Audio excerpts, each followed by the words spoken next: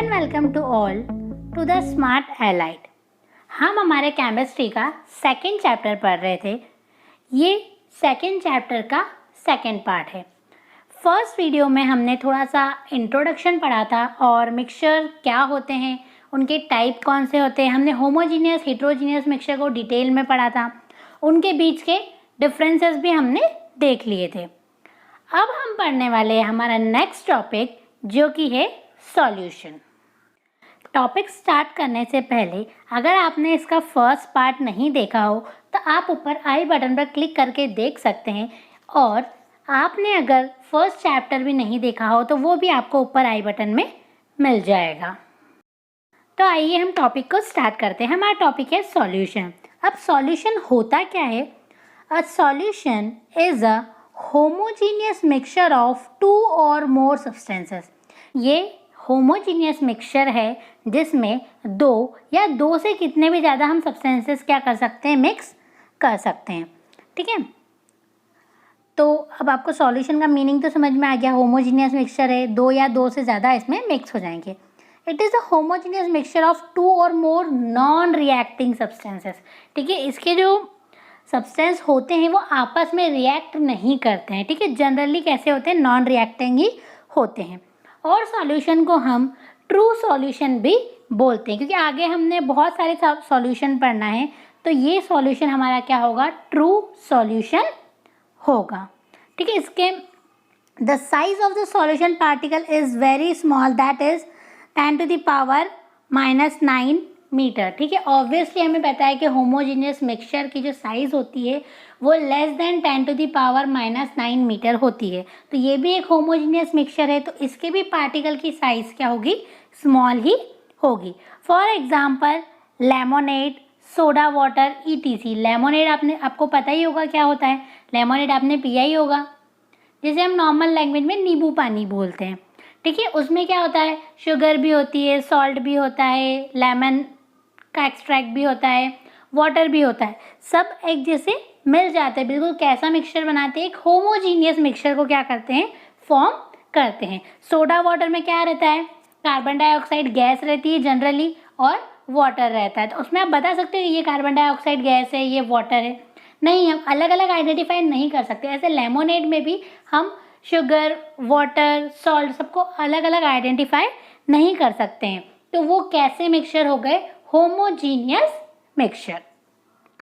हमारे सॉल्यूशन के भी दो कॉन्स्टिट्यूएंट होते हैं। फर्स्ट है हमारा, जिसे हम सॉल्वेंट बोलते हैं, और सेकेंड है हमारा सॉल्यूट। क्या बोलते हैं, सॉल्यूट एंड सॉल्वेंट। ठीक है, इन्हीं से मिलके क्या बना है, हमारा सॉल्यूशन बना है। अब देखते हैं ये होते क्या है, क्या होता है सॉल्यूट, क्या होता है सॉल्वेंट। ठीक है, तो solvent, the component of the solution that dissolve the other component in it. ठीक है, ऐसी चीज़ जो किसी चीज़ को अपने अंदर मिक्स कर ले।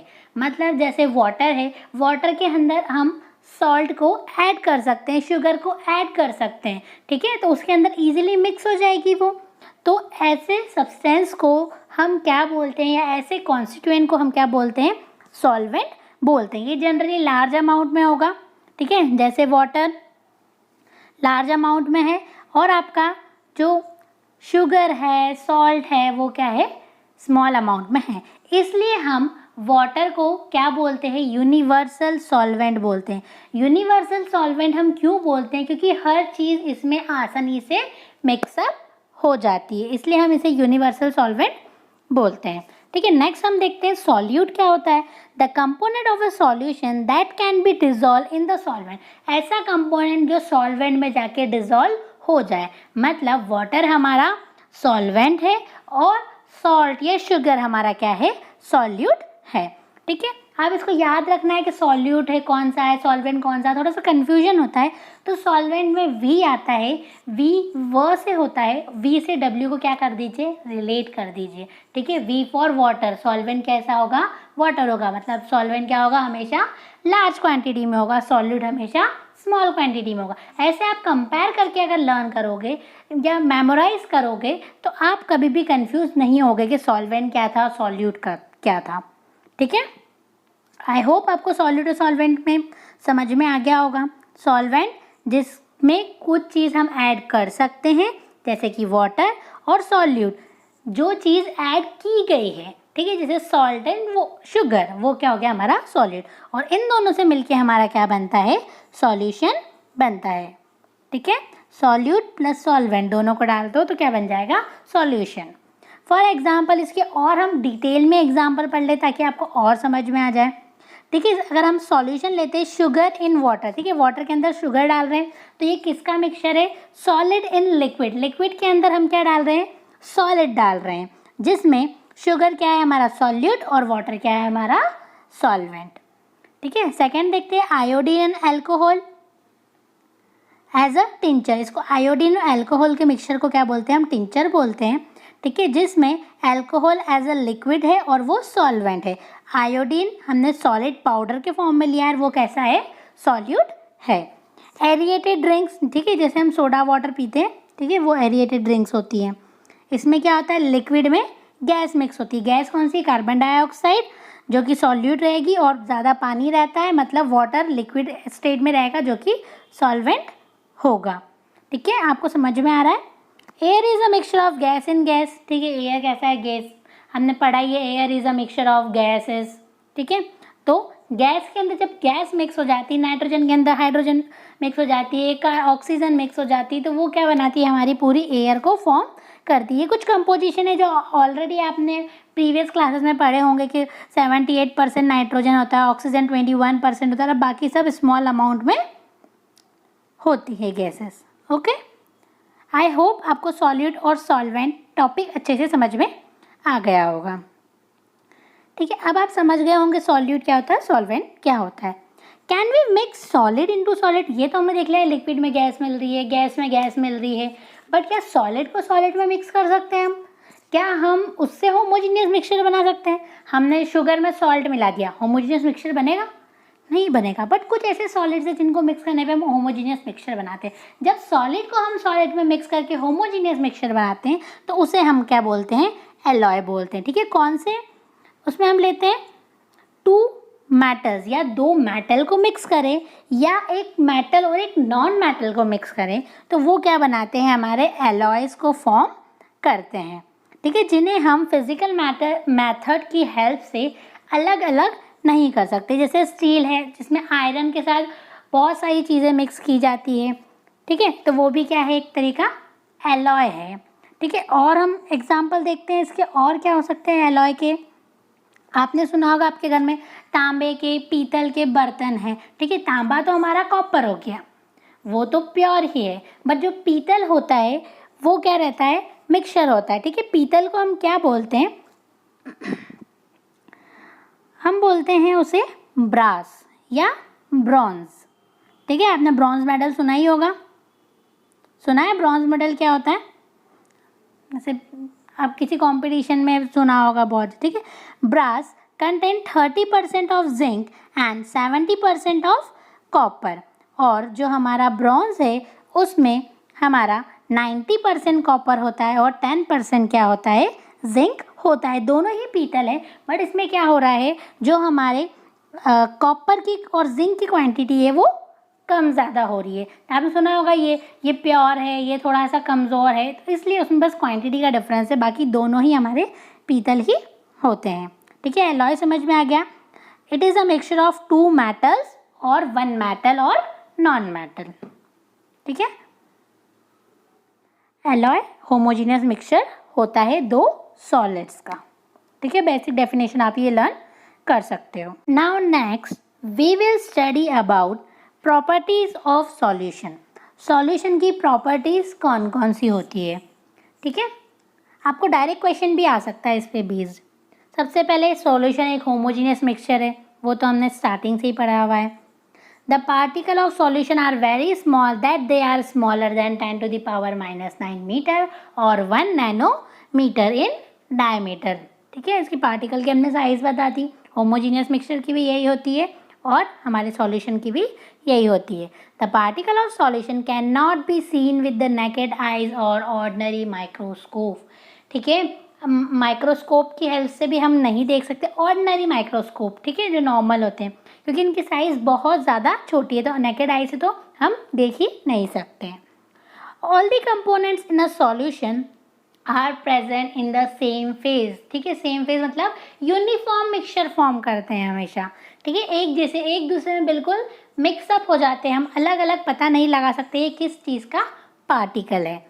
Particle do not scatter the beam of light, ठीक है, जो बीम ऑफ लाइट अगर हमने पास की है किसी सॉल्यूशन में से तो उसे स्कैटर नहीं करेगी, स्कैटर नहीं करेगी तो हमें विजिबल नहीं होगी, ठीक है। सपोज करो ये एक कंटेनर है, इसमें हमारा सॉल्यूशन है, हमने यहाँ से टॉर्च ली और इसको क्या करा, उसके अंदर से लाइट पास कराना स्टार्ट करी, तो आपको लाइट उस जो कंटेनर है उसके इधर राइट साइड भी दिख रही है और लेफ्ट साइड भी दिख रही है, बट कंटेनर का जो पोर्शन है जहाँ पे हमारा लिक्विड फिल्ड है वहाँ पे हमें लाइट नहीं विजिबल होगी। क्यों? क्योंकि लाइट तभी विजिबल होती है तब लाइट क्या हो, स्कैटर हो। यहाँ पे लाइट स्कैटर ही नहीं करेगा तो हमें लाइट की विजिबिलिटी वहाँ पर नहीं दिखेगी, ठीक है।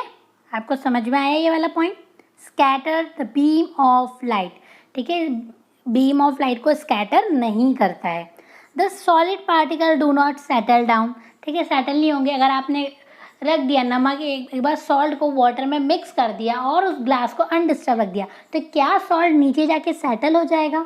नहीं होगा। तो इसको हमने एक टर्म दी है जो कि स्टेबल, मतलब सॉल्यूशन कैसा है, स्टेबल है, ठीक है, यहाँ पे नीचे ये नहीं जाके सेटल होगा, तो सॉल्यूशन क्या है हमारा, स्टेबल है, ठीक है।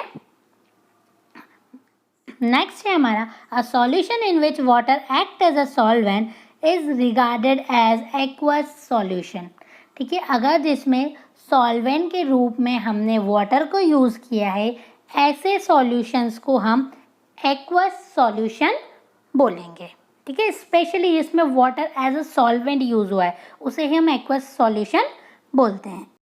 तो अभी तक हमने क्या क्या पढ़ लिया? हमने पढ़ा सॉल्यूशन क्या होता है और उसके दो कॉन्स्टिट्यूएंट होते हैं, सॉल्यूट और सॉल्वेंट, उनकी भी डिफाइन देखी, और प्रॉपर्टी ऑफ सॉल्यूशन। ये सारी चीज़ें अपने आप में एक क्वेश्चन बन सकता है, ठीक है। सॉल्यूशन इसलिए बहुत ज़्यादा क्या है, इम्पॉर्टेंट टॉपिक है, ठीक है। आपको यहाँ तक समझ में आया होगा। अब हम चलते हैं हमारे नेक्स्ट टॉपिक के ऊपर जो कि है कंसंट्रेशन ऑफ सॉल्यूशन, ठीक है। कंसंट्रेशन ऑफ सॉल्यूशन को अगर मैं नॉर्मल लैंग्वेज में बोलूँ, सॉल्यूशन के अंदर जितना हमारा सॉल्यूट प्रेजेंट है वो हो जाएगा हमारा कंसंट्रेशन ऑफ सॉल्यूशन, ठीक है। इसके हम प्रॉपर डेफिनेशन देख लेते हैं। The concentration of solution is expressed as the amount of solute present in a given amount of solvent or solution। Solvent में हम सॉल्यूट डालें या सॉल्यूशन में डालें, बात एक ही है, ठीक है। तो जितना अमाउंट सॉल्यूट किसी सॉल्यूशन में या सॉल्वेंट में प्रेजेंट है उसे हम क्या बोलेंगे, कंसंट्रेशन ऑफ सॉल्यूशन। हम कैसे निकाल सकते हैं concentration of solution? Concentration of solution equals to amount of solute divided by amount of solution or solvent, ठीक है। सॉल्वेंट लो या सॉल्यूशन लो, एक ही बात है, ठीक है, इतना ठीक है। अब हम चलते हैं आगे, और क्या पॉइंट्स है इसमें देखते हैं हम। There are various ways of expressing the concentration of solution, but here we will study about only two methods, ठीक है। बहुत सारी methods होती हैं बट आपके सिलेबस में सिर्फ दो ही मेथड है, हम भी उन्हें ही पढ़ेंगे। अब वो methods कौन कौन सी है हम उन्हें देखते हैं और उस पर बेस्ड एक न्यूमेरिकल भी हम आगे करने वाले हैं।